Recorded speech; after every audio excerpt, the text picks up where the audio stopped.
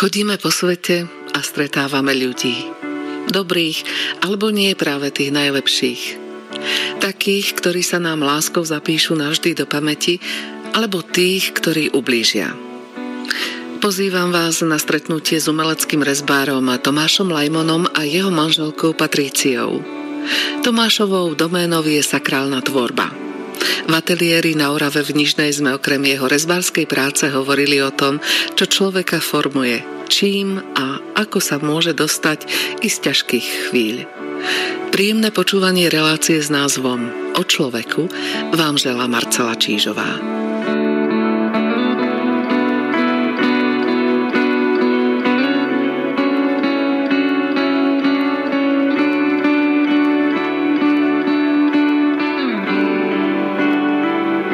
Keď som prišla do Nižnej, do vášho priestoru, v ktorom tvoríte, pracujete, trávite čas svojho života, to prvé, čo ma privítalo, bola vôňa dreva. Ako a prečo ste ju pustili do svojho života?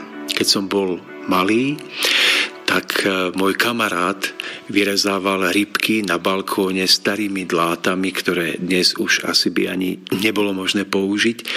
A pamätám na to, ako sme na tom jeho balkóne rybky do bazového dreva vyrezávali jeho starými dlátami.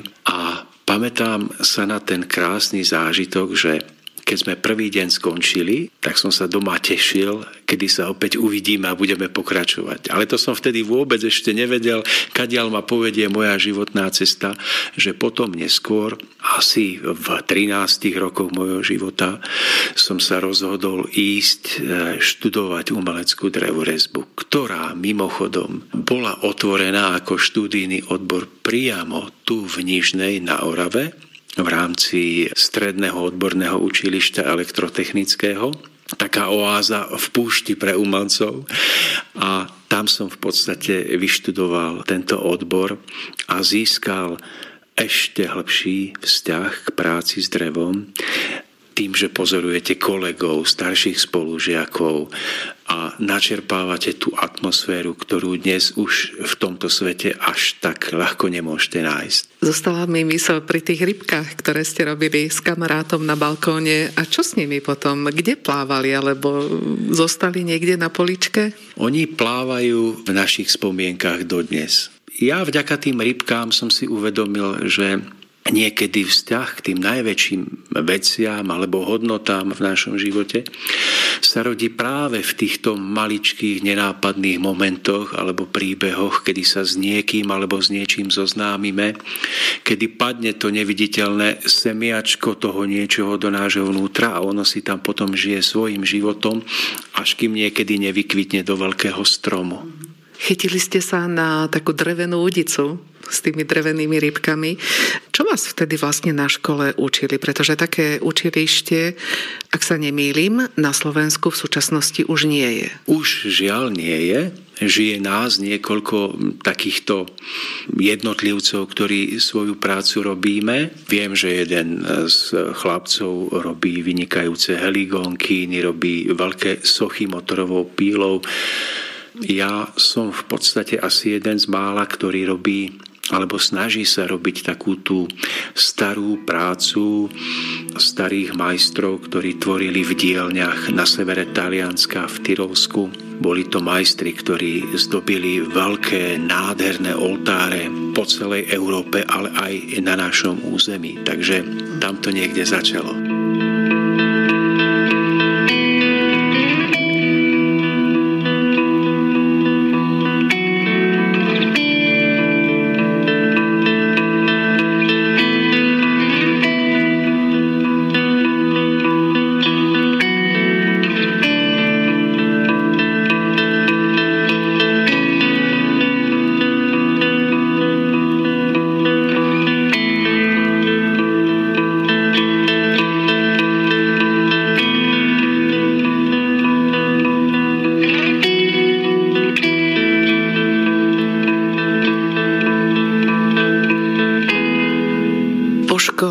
zostali ste verní tej vôni dreva, pre ktorú ste sa rozhodli, alebo vás zlákalo niečo iné, kam ste išli za zárobkom? Áno, ja som bol v pokušení odísť zo Slovenska do zahraničia. Už s manželkou sme mali napísanú žiadosť do istého Altenhausu, domov pre starých ľudí, kde sa nám ponúkala možnosť na tú dobu pekného zárobku. Ale v rozhodujúcej chvíli, už keď bola tá žiadosť takmer schválená, sa niečo udialo v našom srdci, keď hovorím aj za svoju manželku, a ja som pocítil, že nemôžem odísť zo Slovenska, že toto je krajina, kde ja musím písať svoj príbeh, kde musím prežiť svoje pády a vzostupy.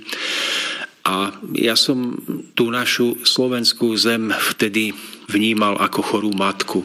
Nemôžem od nej odísť len preto, že mi nemôže dať to, čo by som si prial, ale že ja musím zostať tu a niečo pre tú našu krajinu spraviť. Čím samozrejme nechcem povedať, že ten, kto odíde do zahraničia, zradil, ale toto sa týkalo môjho osobného života, príbehu. A dnes, po 25 rokoch od chvíle toho rozhodnutia, môžem povedať, že tie najťažšie chvíle, ktoré som prežil s manželkou a s rodinou, než som došiel do dnešného krásneho života. Tie najťažšie chvíle boli tým najväčším darom a najväčším vkladom nie len pre moju prácu s drevom, ale aj pre celý ten môj ľudský rozmer môjho života, nášho pocitu šťastia. Môžem povedať, že by som to nikdy nevymenil ani za akékoľvek veľké peniaze, ktoré by som niekedy v zahraničí zarobil. Takže písať si príbeh od nuly so všetkými ťažkosťami znamená budovať si určitý životný základ, ktorý vám potom zostáva celoživotne, a možno je to viac ako odísť do zahraničia, vrátiť sa s balíkom peňazí, ale potom začínať na zelenej lúke. To je môj osobný príbeh. Dovolte mi nazrieť za toto, čo ste povedali. Rozhodovali ste sa o tom, že teraz môžem odísť aj s manželkou, môžem si urobiť ten finančný základ a potom bezpečne sa môžem vrátiť, budem niečo mať a spokojne môžem ďalšie roky robiť bez dlhov možnože. Vy ste povedali tomuto nie a zostali ste doma. Čo presne o tom rozhodlo, okrem toho, že zo Slovenska nemôžu všetci odísť? Hľadám odpoveď celé roky svojho života.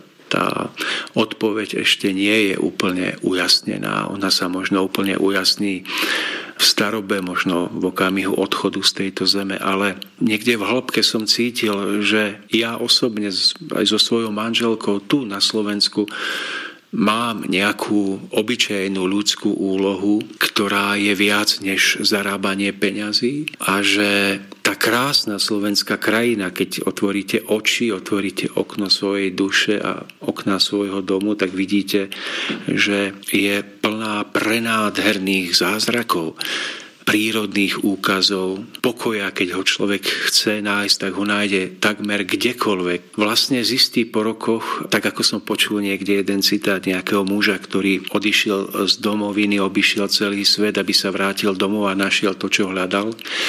A ja som teda skutočne našiel tu doma to, čo som v tom okamihu rozhodovania hľadal. To je ten životný priestor pre tvorbu, pre rozvoj dlhodobých vzťahov. A dnes vidím, že aj keď sa to mnohým nezdá, majú pocit, že Slovensko je tu zlé a treba, tak táto rodná hruda je pripravená vydať mnoho pokladov a zázrakov človeku, ktorý ju nezradí.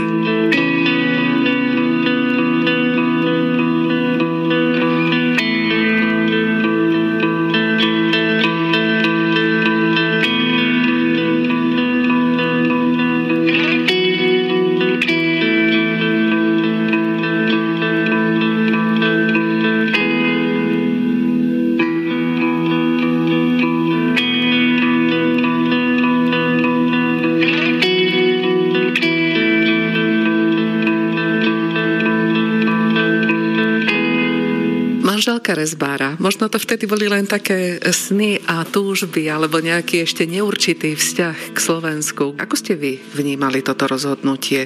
A tiež možno aj po tej ekonomickej stránke, že teraz ste povedali nie nejakému finančnému zabezpečeniu v budúcnosti, ale idete pomerne do takej neistoty, len s nejakým pocitom, že možno bude dobre. Bolo zaujímavé, že v tom čase ja som mala nejaké peniažky nasporené, ale zaujímavé bolo to, že život nás naozaj tak viedol, tak pripravil, že sme boli obratí aj o tento zárobok môj, čiže sme na začiatku svojho manželstva naozaj, nie že boli na nule, ale pod bodom mrazu, úplne v mínuse, ale postupne s tým, ako človek pozerá nahor k nebesiam v nádeji, že snáď predsa existuje nejaká cesta, ako z tejto nuly výjsť. Ja ako žena som si to brala z toho svojho ženského pohľadu, že žene bol daný dar do vienka, že je takým srdcom vo svojej úplnej obyčajnosti doma vo svojom tíšku a som si vravela, ako to nájsť tento dar, ako to rozvíjať. Je to ako s umením. Človek sa chce venovať nejakému umeniu, postupne mu prichádzajú inšpirácie, že aha, toto si urob takto.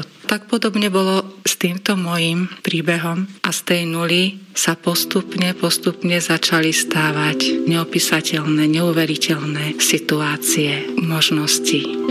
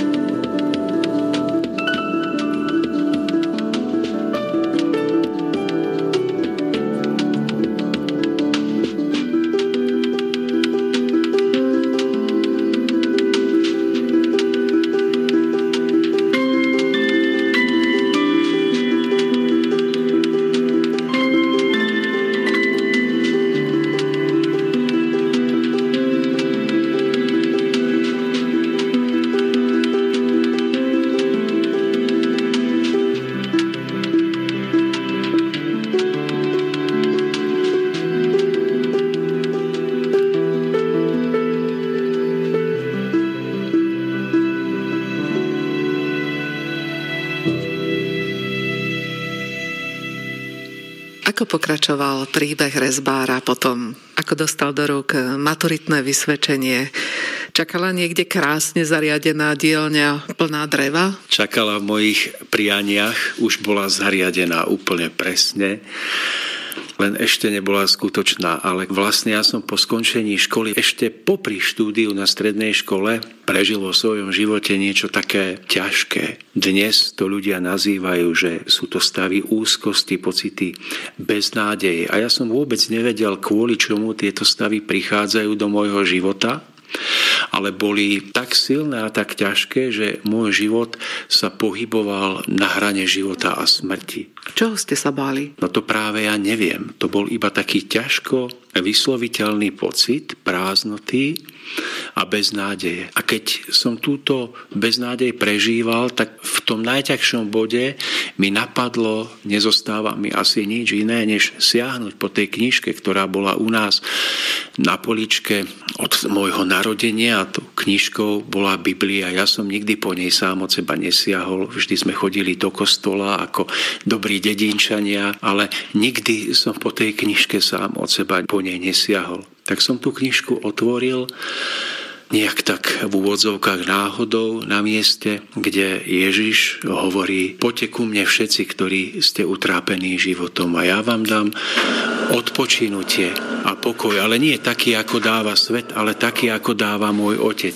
A ja napriek tomu, že som nikdy z vlastnej iniciatívy neprežíval svoj náboženský život alebo duchovné cítenie, tak v tú chvíľu som to pocítil, ako že ja v tomto svojom nešťastí vlastne po ničom inom netúžim, než po tomto pokoji. Potom som otočil stranu ďalej a teraz som videl, že ten Ježiš, o ktorom som dávno počul a ktorý ma nikdy tak nejak naozaj hlboko osobne nezaujímal, tak on hovorí podobenstvo o milosrdnom Samaritánovi. Človek by tu mal byť aj pre niekoho iného, než sám pre seba, pre svoje obydlie a svoj zárobok. Tak som otočil ďalšiu stranu a tam som sa dočítal, bol som hladný a smedný a že ten, kto pomohol týmto ľuďom v núdzi, ten bude obdarovaný. Viete, je to zvláštne, keď niečo roky počúvate v kostole a náhle si otvoríte tú istú knihu a máte pocit, že to počujete prvýkrát.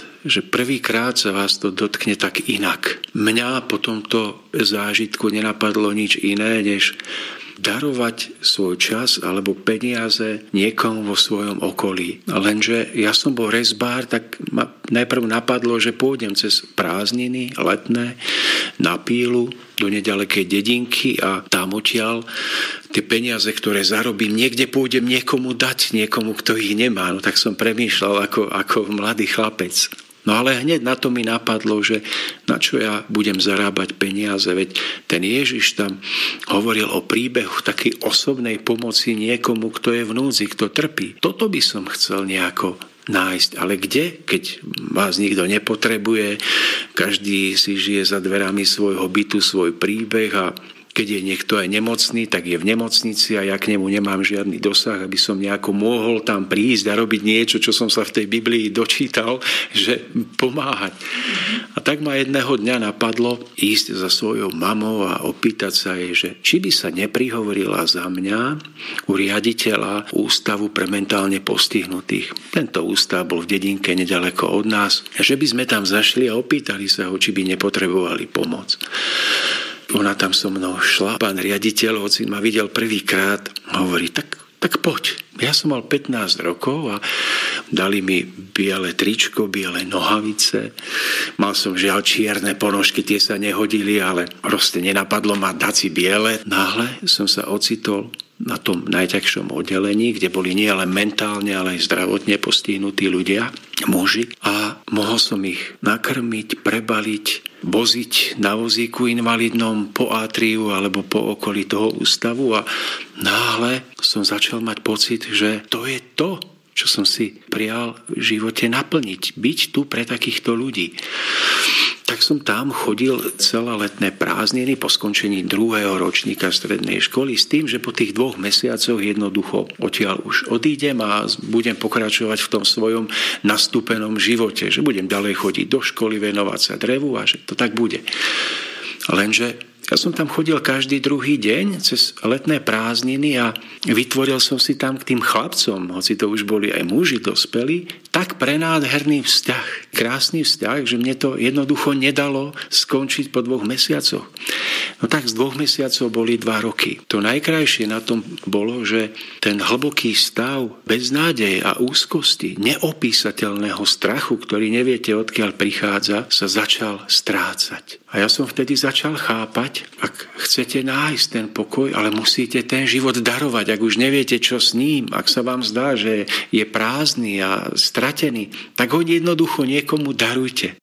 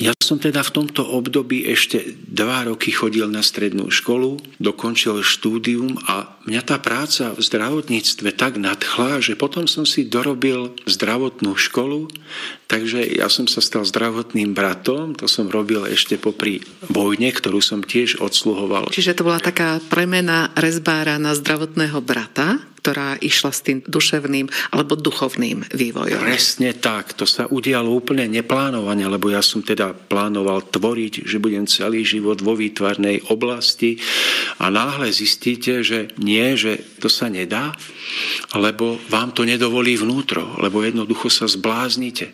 Ja som teda robil civilnú vojenskú službu, lebo som chcel byť v zdravotníctve, tiež to možno mnohí nechápali, že prečo nejde na riadnu vojnu a nie je z neho riadny chlap.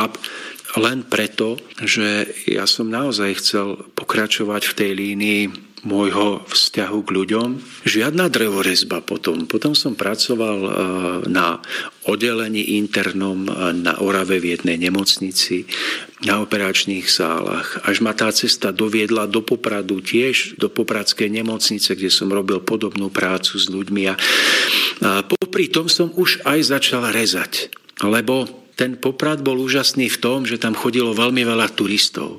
A na námestí vedenie mesta postavilo prenádherné drevené stánky. Ja si vravím, že tak popri práci môžem robiť nejaké čerpáky, ľudovú drevorezbu, niečo pekné a ponúkať to turistom. Tak sa aj stalo. Moja manželka ma veľmi podporovala, matka moja ma podporovala, ona v tom stánku predávala a naozaj jej to šlo. Tak ja som sa obkľukov zase vrátil na nejaký čiastočný úväzok k drevorezbe. No ale nezostalo iba pri tých čepákoch, lebo ja som si urobil internetovú stránku. To, čo som prežil niekedy v tých 15 rokoch svojho života v podobe toho hlbokého vnútorného zranenia a obratu, sa chcelo prejaviť do dreva. To jednoducho nejde, že keď je niečo vo vás, tak sa to nepreleje von do vašej tvorby. To sa nedá. A čo teda vzniklo? Umenie, ktoré dodnes robím, a to je umenie alebo práca s drevom, zameraná na sakrálnu tvorbu. A vtedy som to začal robiť iba tak popri tej práci v zdravotníctve. To boli prvé obrazy poslednej večere, na ktoré som bol vtedy hrdý, ale keď ich vidím dnes po rokoch, všetky by som ich posťahoval z domácnosti a z kostolov a minimálne by som z nich vymazal zozadu svoje iniciály. Ale aj to je príbeh človeka rezbára. Presne. A ja myslím, že toto je veľmi dôležitá súčasť toho príbehu. Prijať seba samého, prijať svoju minulosť, prijať svoju nedokonalosť, pretože už dnes viem, že keď sa na dnešné svoje práce pozriem s odstupom 20 rokov, ak budem ešte živý a zdravý, tak aj tie dnešné by som posťahoval najradšej a vymenil za lepšie. Taký je ľudský život, nie je dokonalý a je to cesta od nedokonalosti k vyššej dokonalosti, od zatrpnutosti k odpusteniu, od nenávisti k láske. Tak som to nejak tak prijal a už sa na tým iba zasmejem a poviem si, áno, taký je ľudský život.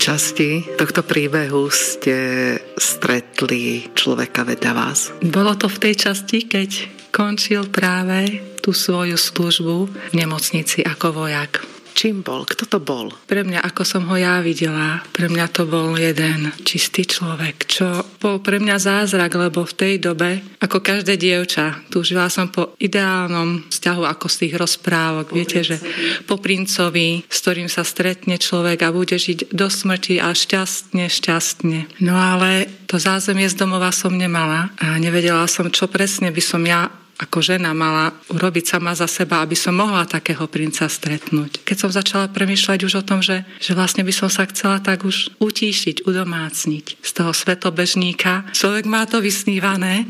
Keď sa tak nepozrie aj spätne na seba, tak vlastne nezistí, že aký je priepastný rozdiel medzi tým, čo by chcel a vlastne medzi tým, čo by on mohol ponúknuť do toho vzťahu. Vlastne som zistila, že v mojom okolí sa veľa takých mužov nenachádza. Stretla som sa s manželom a zistila som, že to som sa dozvedela od jeho blízkych, že on takýto je, alebo že majú takéhoto syna. Ja som už vedela, aký je dobrý, ale ešte som ho nepoznala.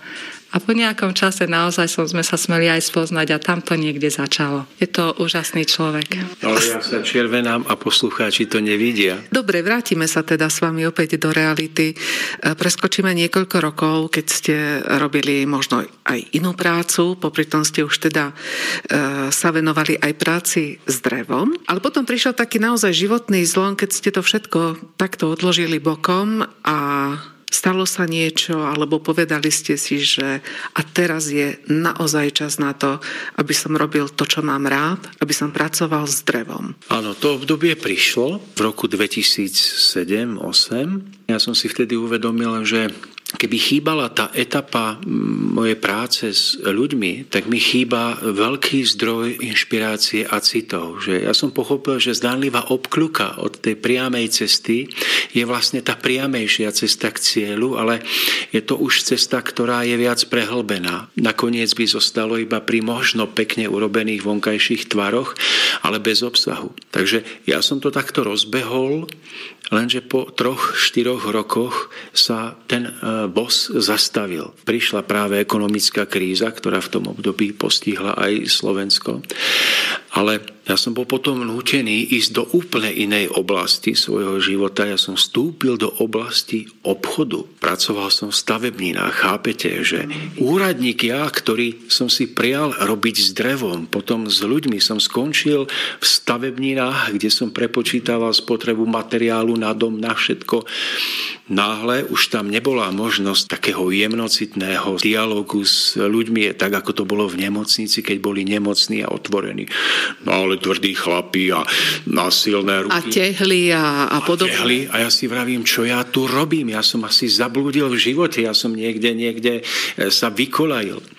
Ale tá pointa, pre ktorú to vravím, je v tom, že po 7 rokoch tohto môjho života v tejto oblasti som pochopil, že opäť ma bližšie posunula k mojej tvorbe a práci, pretože ja som sa naučil pracovať s technológiami, kotviacimi technikami. Jednoducho som sa naučil trochu viac pohybovať v reálnom hmotnom svete. To znamená, ja by som sa bez neho nepohol, lebo aj dnes potrebujem to drevo niekde zohnať, naložiť ho na vozík, zagurtňovať, previesť, potrebujem poznať technológie lepenia, materiálov a práve toto bola čiže práca v zdravotníctve bola tá duševná zložka, ktorá obohatila moje vnútro a práca v stavebninách bola tá technologická, že ja som sa naučil hromadu vecí, aby mi tá socha nespadla z oltáru, aby sa jednoducho nestala tragédia, čo verím, že sa nestane. A navyše som v tých stavebninách prichádzal do kontaktu s úplne iným typom človeka a aby som ja sa naučil s nimi komunikovať, bola pre mňa veľká výzva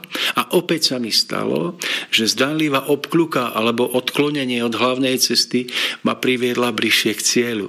A teraz odpovedám na vašu otázku, že až potom nastala chvíľa, keď som mohol začať naplno robiť svoju rezbárskú prácu, tak, že už robím teda niekoľko rokov a využívam všetky etapy svojho života sklbené do okamihu prítomnosti. Čo sa stalo? Chodili malé výplaty, alebo vedúci vám povedal, ak chceš choď si za svojou túžbou a tvor, alebo sa tieto stavebniny zatvorili a vy ste museli pristúpiť k tomu svojmu životnému dielu?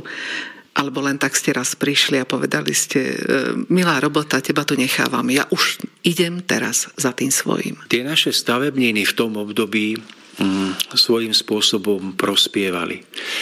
A majiteľ dal stavať ešte väčšie stavebniny, kde už som mal vyhliadnuté miesto s vykurovanou podlahou, s výhľadom na dvor, na zákazníkov a mali sme spolu nádherné vzťahy, ale udiala sa jedna pre mňa veľmi silná okolnosť, že ja som jedného dňa sedel za počítačom tej svojej pokladne a som si uvedomil, že človeče, že si obklopený životom, ktorý už nechceš ďalej takto žiť. Veľa mi tá práca dala a náhle som pocítil, že ja už musím ísť do novej etapy svojho života, etapy, ktorá by bola viac spojená s mojím snom. Napriek napriek tomu, že boli ste dostatočne finančne ohodnotení? Napriek tomu, že sme všetko mali, napriek tomu, že som mal vynikajúce nadštandardné vzťahy s majiteľom a o to viac mi trhalo srdce, keď som niekoľko mesiacov naberal odvahu prísť mu povedať, že do tých nových stavební nebudem môcť nastúpiť, pretože hlas môjho srdca je tak silný, že ak to nespravím, pôjdem proti sebe a stane sa mi niečo zlé. A keď ste už teda tú odvahu naberali a šli ste a povedali ste toto svoje rozhodnutie, čo ste počuli z druhej strany? No nabral som ju tak, že asi 3 razy som za ním prišiel a keď som otvoril dvere a opýtal sa, čo chcem, tak som povedal, že popriať pekný deň a odišiel som naspäť a v aute som si povedal, zase si nenašiel odvahu to povedať, lebo naozaj tie vzťahy boli pekné. Ale keď som to už našiel, tú odvahu, ja som mu vysvetlil, že sú veci, ku ktorých vás volá vaše srdce, vaše vnútro, že potrebujem ukončiť tú starú etapu a vstúpiť do novej, aby môj život nabral väčší zmysel.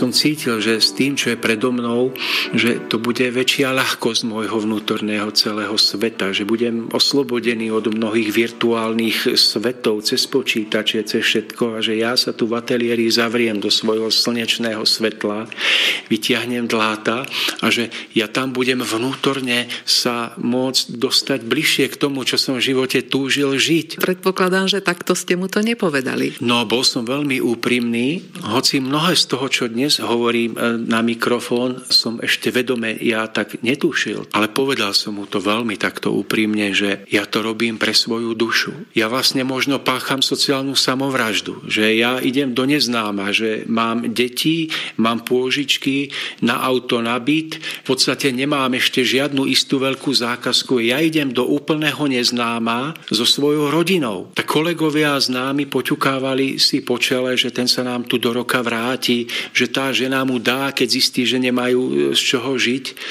Ale opäť sa mi udialo, že sila nadšenia, sila lásky k práci, ktorú robíte s radosťou, hlavne opora rodiny a v mojom prípade manželky, jej tichého pôsobenia, jej dôvery v to, že to všetko zvládneme. Bez toho by to rozhodne nešlo. Spôsobujú potom v živote človeka, že sa vám dejú neopísateľné zázraky, ktoré keby som spísal do knihy, tak sotva mi to čitatelia uveria a ešte budú mať pocit, že som to prifarboval, ale mne sa v období korony, v období vojny na Ukrajine a ťažkého obdobia, ktoré prežívame v spoločnosti, udiali také momenty a také zázraky, vďaka ktorým dnes žijeme lepšie než kedykoľvek predtým. Ale všetko vyplýva z toho vnútorného nadšenia k práci. My všetci žijeme v nejakom vonkajšom svete, vonkajšieho politického, spoločenského diania, rôznych vzťahov. Ale zároveň si môžeme vytvárať ešte ten menší mikrosvet, tú podmnožinu toho veľkého sveta, a to je ten náš malý svet, ktorý si vytvárame našim presvedčením, našimi hodnotami, prioritami, vzťahmi, ktoré utvárame, ľuďmi, ktorými si vyberáme alebo ktorí si vyberajú nás. Mne sa zdá, že čím je človek vnútorne silnejší, tým je tento jeho menší svet mocnejším a pevnejšie hradby a o to menej na neho doliehajú všetky nešťastia a útoky prichádzajúce z toho vonkajšieho sveta. Ak vnútorne zosilnieme a dáme nášmu životu vnútorný obsah, tak sa nás ten vonkajší svet nemusí dotýkať až tak, aby sme si museli povedať, že už nič nemá zmysel, všetko je stratené. Ešte stále je v našich silách urobiť niečo preto, aby sme ten pocit nemuseli mať.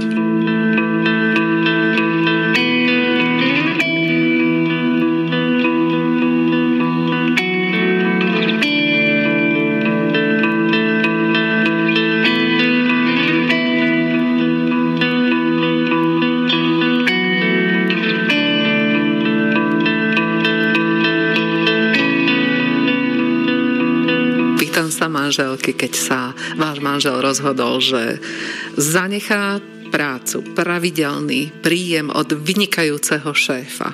Nebáli ste sa, že doma nebude na chleba? Asi nie. Dokonca aj syn sa veľmi potešil, lebo máme detičky na domácom vzdelávaní, teda lepšie povedané syna už nie. Ten už vychodil skoro školu, ale v tom období teda syn bol v tých svojich 11 rokoch a veľmi sa potešil, že jej, ocko bude doma, bude vyrezávať a to si budeme vlastne môcť tak podľa seba zariadiť ten život.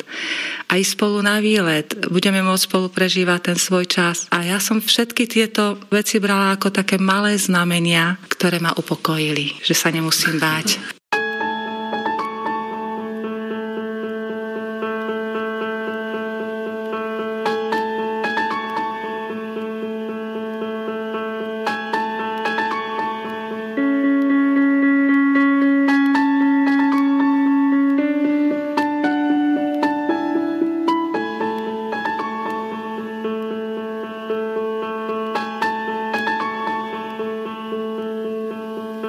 Zatvorili ste dvere za istotou a otvorila sa tvorivá dielňa, ateliér a príležitosti, ktoré prišli a dali vám za pravdu, že bolo to správne rozhodnutie. Každodenne to tak prežívam tým, že práca pribúda. Dnes po rokoch si stále viac a viac uvedomujem, že keby som mal robiť iba kvôli peniazom, tak mi to nestačí. Že ja som smel zažiť za tých 5 rokov, čo je to skutočná radosť od človeka, ktorému niečo spravíte, čo je jeho vďaka, čo je jeho úcta, ktorú vám prejaví. Dnes sa viac uchádzam o úctu a úprimnú vďaku, než o peniaze. Samozrejme, peniaze k životu patria. Takže keby mne dnes niekto povedal, budeš žiť v istotách, dáme ti koľko chceš peňazí, ale nebudeš mať túto radosť, tak ja poviem, viete čo, nechajte si peniaze a mám to šťastie, že sú mi do života priťahovaní ľudia, ktorí naozaj reagujú na moju prácu úprimne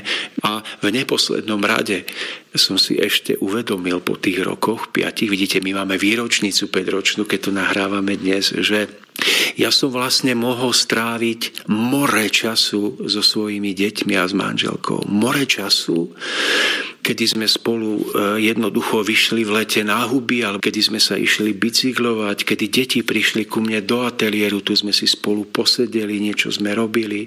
More času, keď sme mohli hrať stolný tenis tu v objekte, budove, kde mám ateliér. A dnes zistujem, že ten čas vložený do rodiny, do detí je možno tým najväčším bohatstvom, ktoré som získal. A preto chcem popriať každému jednému človeku, ktorý stojí na rozcestí svojho života a kladie si otázku, ako ďalej. Ak to je čo len trochu možné, aby vždy uprednostnil to, čo je dobré pre vzťahy, pre dušu, nad peniazmi. Potom získa to vnútorné a 1000-násobne získa aj to vonkajšie.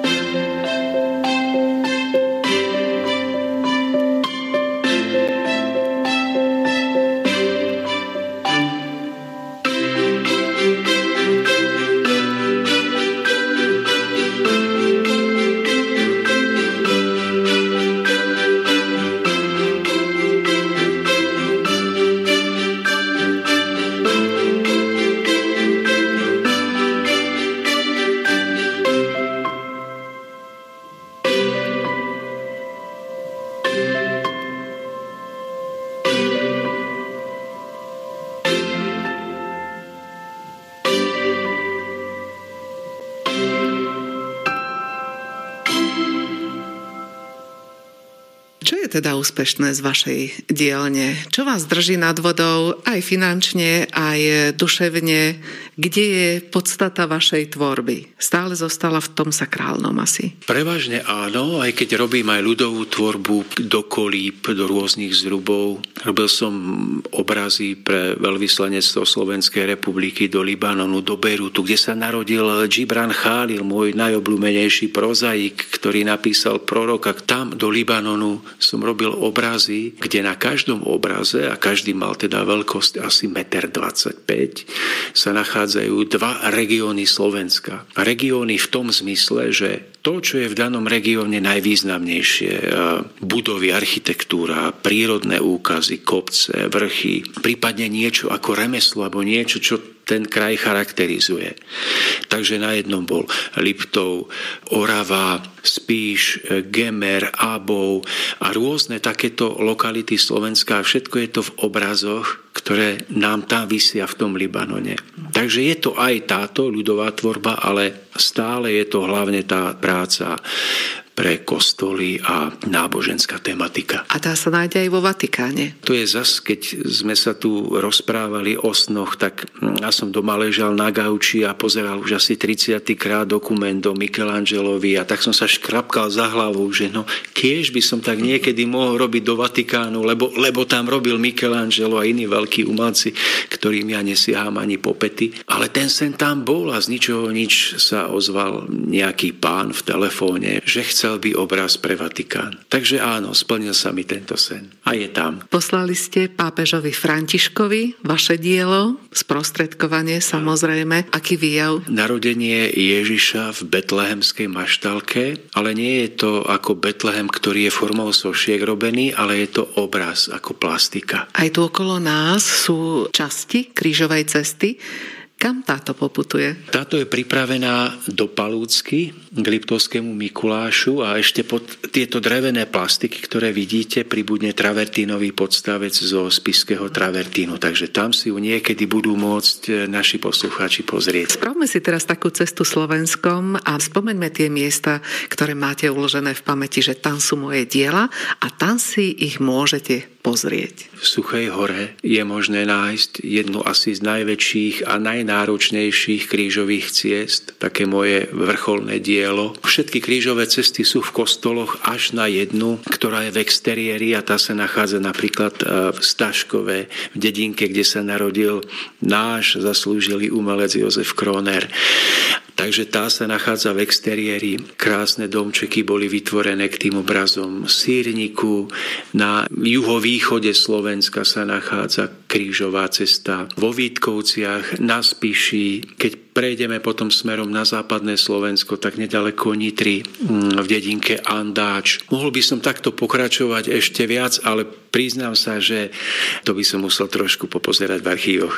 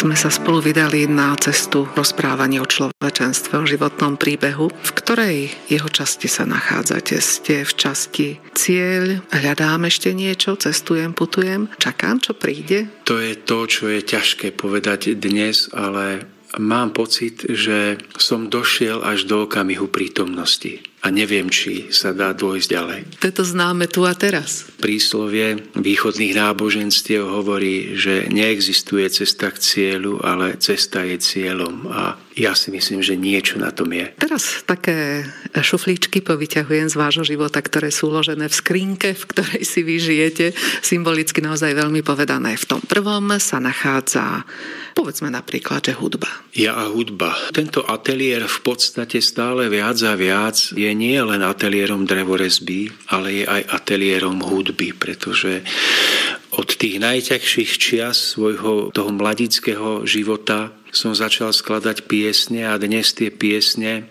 znovu na novo aranžujem, skladám nové a žijem hudbou, ale hlavne žijem poéziou, krásou slova, ktorú sa snažím tou gitarou iba jemne dozdobiť. Aby tá gitara moc nepretrčala, nezavadzala, ale aby vyznela hodnota textu a myšlienky. Takže si tu hráte? Ja si tu hrám, dokonca hrám okrem gitary aj na viole, ktorá mi tu visí. Je to jeden úžasný nástroj, ktorý má úžasný zvuk. Hlavne keď teda je prázdna chodba a viem, že susedia už sú doma, tak z takýchto bezpečnostných dôvodov práve vtedy beriem violu a zvyknem si zahrať do chuti. Posadím tam pár tónov na tej strune a jednoducho, keď to zaznie, tak cítim, ako mi tá hudba lieči dušu. A ďalšiu zásuvku si vytiahnem z vášho života. Tam sa nachádza priateľstvo. No tak, ak je človek niečím bohatý, tak je bohatý na dlhodobé vzťahy. Vzťahy, ktoré dlho pestuje ako také stromčeky a oni potom vydávajú plody a ja nepoznám široko ďaleko človeka, ktorý by bol tak bohatý na vzácne medziľudské vzťahy, ako sme my. Možno je to len preto, že nepoznám ľudí okolo seba až tak veľmi. Ale mám priateľov, ktorí sú pre mňa stelesnením najväčšieho taktu, najväčšej pracovitosti, ale aj pekných partnerských alebo manželských vzťahov a mnoho z nich čerpám, mnoho sa na nich učím, aj keď to tu chvíľkami vyznelo, že z pohľadu manželky som ten princ na bielom koni, ale mnoho sa v živote učím, častokrát na svojich chybách, na svojich pádoch a práve priatelia sú pre mňa veľkým zdrojom pomoci vždy na novo stať, nezostať na kolenách, nezostať na zemi viac, ako by sa patrilo. Zásuvka vášho života, v ktorej sú láska k žene, manželke, deťom, krajine. Tak sa mi otvárajú oči a po rokoch stále viac a viac si uvedomujem, že život muža bez skutočnej ženy, ktorá žije pre tie vnútorné vyššie hodnoty, je to akási výprava loďou, ktorá skôr alebo neskôr stroskotá.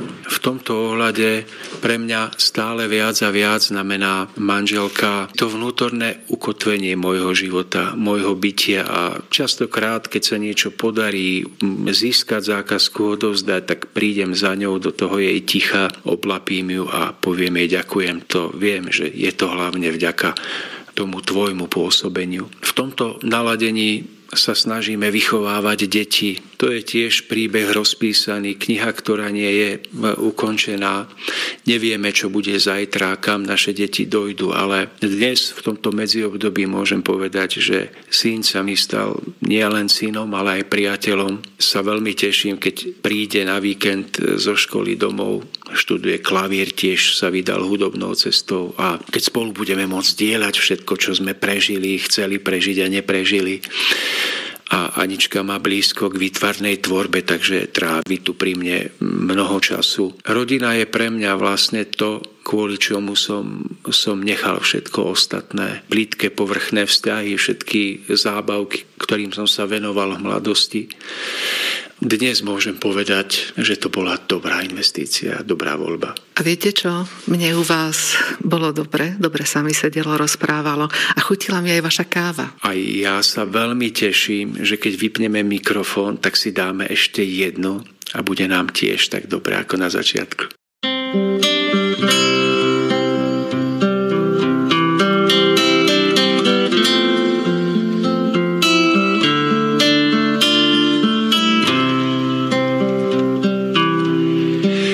Dnes už viem, komu vďaku vzdám za pravú lásku. Dnes už viem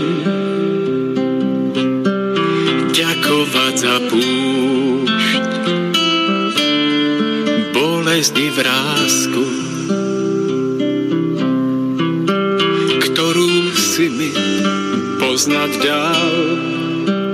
By som ťarchu svojich vín, dávnych vín odpikal, ktorú si mi poznať dal. By som teba na cestách búrlivých vyhľadal. Dnes už viem, komu vďaku vzdám za novú nádej. Dnes už viem ďakovať za kríž i za beznádej, ktorú si mi prežiť dal. By som v sebe túžbu žiť v hĺbkach tmy zburcoval, ktorú si mi prežiť dal. By som nikdy na cestách vyprahlých neskonal.